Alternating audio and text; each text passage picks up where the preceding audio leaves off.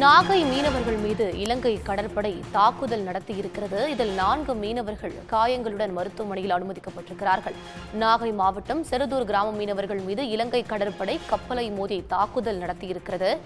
இதில் 4 மீனவர்கள் காயமடைந்திருக்கிறார்கள். அண்மை செய்தியாக நாம் பார்த்து வருகிறோம். கார்த்தி, சண்முகம், தேவராஜ், ராமையன் உள்ளிட்ட 4 மீனவர்கள் காயங்களுடன் மருத்துவமனையில் அனுமதிக்கப்பட்டிருக்கிறார்கள். இது பற்றிய தகவல்களை வழங்குவதற்காக நம்முடைய செய்தியாளர் சகாதேவன் இணைகிறார். சகாதேவன், கூடுதல் தகவல்கள். நாகப்பட்டினம் மாவட்டம் செருதூர் கிராமத்தைச் சேர்ந்த 4 மீனவர்கள் மீது தாக்குதலானது நடுக்கடலில் நடத்தப்பட்டிருக்கிறது. குறிப்பாக இலங்கை கடற்படை மட்டுமில்லாமல் இலங்கையை சேர்ந்த அந்த கடற்கொள்ளையர்கள் தமிழக மீனவர்கள் தொடர்ச்சியாக தொழிலுக்கு செல்லும் பொழுது நடுக்கடலில் தாக்கப்படுவது வாடிக்கையாகி வருகிறது. குறிப்பாக சொல்ல வேண்டுமானால் கடந்த 1 மாத காலத்தில் மட்டும் செருதூர், வேதாரணை உள்ளிட்ட 50க்கும் மேற்பட்ட மீனவர்கள் மீது இலங்கை கடற்கொள்ளையர்கள் தாக்குதல் சம்பவங்களை நடத்தி வருகிறார்கள். இந்த சூழ்நிலையில் நாகப்பட்டினம் மாவட்டம் செருதூர் கிராமத்தைச் சேர்ந்த 4 மீனவர்கள் ஃபைபர் படகில் நேற்றைய தினம் கடலுக்கு மீன்பிடிக்க சென்றார்கள்.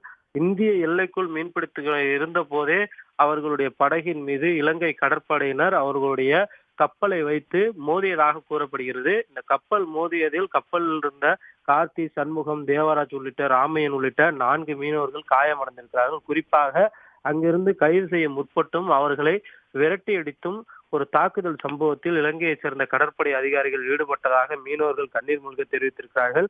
இலங்கை கடற்படை அதிகாரிகளிடம் தாக்குதல் அடைந்து தங்களுடைய படகுகளை அதனால அந்த படகுல சேதமடைந்ததுடன் மீனவர்கள் தற்போது செருதூர் மீன்பிடி துறைமுகத்திற்கு வந்து சேர்ந்திருக்கிறாங்க. அவர்கள் தொடர்ச்சியா மருத்துவமனைக்கு கொண்டு செல்லப்படுறாங்க. மீனவர்கள் எதனால தாக்குறாங்க, கடற்கொள்ளையர்கள் அடுத்து கடற்படை அதிகாரிகளும் இந்த தாக்குதல் சம்பவத்தில் ஈடுபட்டிருப்பது மீனவர்கள் மத்தியில் ஒரு மிகப்பெரிய ஒரு சோகத்தை ஏற்படுத்தி இருக்கிறது. குறிப்பாக தமிழக மீனவர்கள் சுதந்திரமாக கடலில் தொழில் செய்வதற்கு ஒரு உரிய நடவடிக்கை எடுக்க வேண்டும். தமிழக அரசு, ஒன்றிய அரசு பேசி இலங்கை அரசிடம் பேசி சுதந்திரமாக மீன் பிடிப்பதற்கு உரிய நடவடிக்கை எடுக்க வேண்டும் என்ற ஒரு கோரிக்கையும் தமிழக மீனவர்கள் வைத்திருக்கிறார்கள்.